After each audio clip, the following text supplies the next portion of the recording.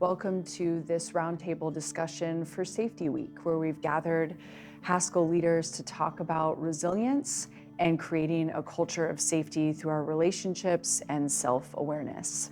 Thanks for joining us. So to start us out, I wanted to ask how you create a culture of safety. Well, I think it's important to, for one, foster an environment where everyone feels safe. You know, as a safety professional, my job is to make sure that we are creating the safest possible working environment for anyone coming into contact with a Haskell operation, and just to allow the workers to know that we are there for their benefit, I think is in the forefront of how you develop that culture. Out in the field, you've got to believe in yourself and also safety. Safety has to be number one.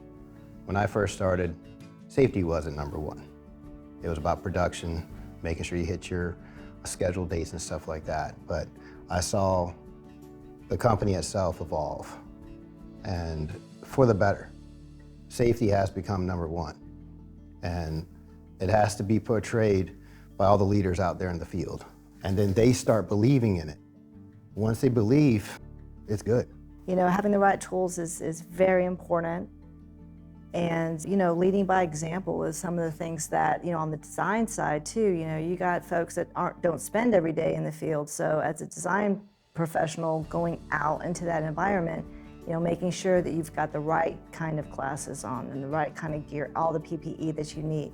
So, you know, watching where you're going, not looking at your phone while you're walking through the site, you know, all of the things. As an electrical engineer, I remember doing a lot of looking up. But when you're looking up, you're not looking down. So, you know, paying attention to as you're walking and checking those lights, being aware of your environment. I think as a design professional, you know, we have two kind of areas of safety. We are responsible for, you know, safety and public health when we do our designs. And so we have safety in mind then. And then to Tina's point, we also have the safety of when we're on the job site, you know, to make sure that we have the proper PPE, that we're looking down as much as we're looking up, because I have, as a mechanical engineer, I have a habit of looking up as well. The great thing about the Take 5 is it allows, like he says, you know, people who aren't normally in the field, especially people from a leadership perspective, to engage the craft workers that are out there in the field. They are allowed to sort of give their voice and let us know what we can do to be a better company and how we can help them, the actual ones that are out there hitting the nails and doing the, you know, the work. And it shows that we empower them to, you know, bring up any issues that they might have, and that their voices really matter. I think sometimes we have a fear of looking like, oh, I should know this, or I should have already known or something, but it's way worse to let something happen than just ask the question and get mentorship and learning around it, right? So yeah. But creating a place where it's okay to ask, it's encouraged to not know if you don't know, just ask, that kind of thing. That takes some work too, sometimes, to get people to own that and believe that they can actually not know everything perfectly. You really want to foster that ownership from them individually, because ultimately that's going to help them be safer because they feel part of the plan. One way to build trust is to make sure that people understand that you're looking out for their interests, that you're not trying to put them down or tell them why they're always wrong or those kind of things. You might have to tell them something if they're not doing something safely. You got to tell them, but it's how do you convey that information?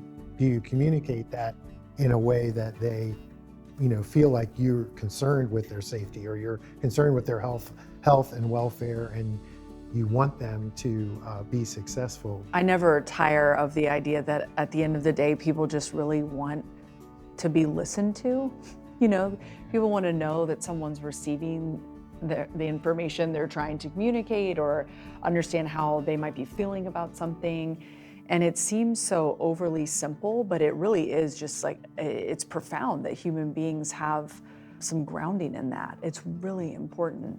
Things have changed a lot, and feelings are being more discussed in the field. And before that was not the case. Construction industry in general, it's a, industry where, we're out there doing work, and it's, the dirty, tough job. So historically, it's been really, really tough for construction workers to even talk about, them having issues outside of what's going on for their production base. But like Bobby said, times are changing now, and we have to understand that we're all human.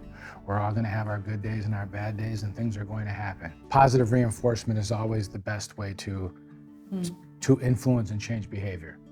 It's so easy to, think about this thing that went wrong or that thing that went wrong, but we do 99.9% of the things right. And so to your point, when you're walking the job site, why are you smiling? Well, there's a lot of things going well. There's a lot of people that are using their PPE. There's a lot of good quality construction going up, and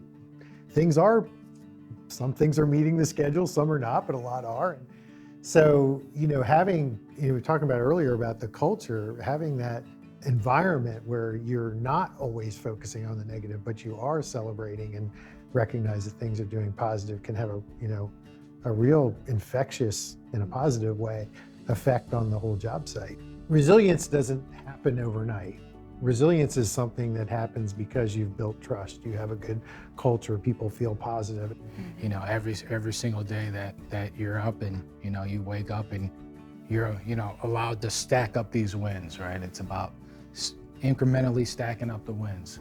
Things are always going to happen, especially, not only in life, but in the construction industry, there's always things that's going to happen, but it's how we respond to those things. And it's, how we come together and utilize the resources that we have together to, mitigate it and make it right.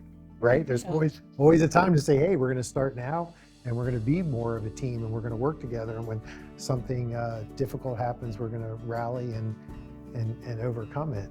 It's very important to us to continuously not only push out quality projects for our clients, but to make sure that, we live up to what they expect. Thank you for joining us for this discussion about safety and resilience and partnership and trust and all the things that came up in our discussion today. And we hope that this is helpful on an individual level as a leader at Haskell, and that you can use this information for your teams to continue to grow and build trust with one another. Thanks for joining us.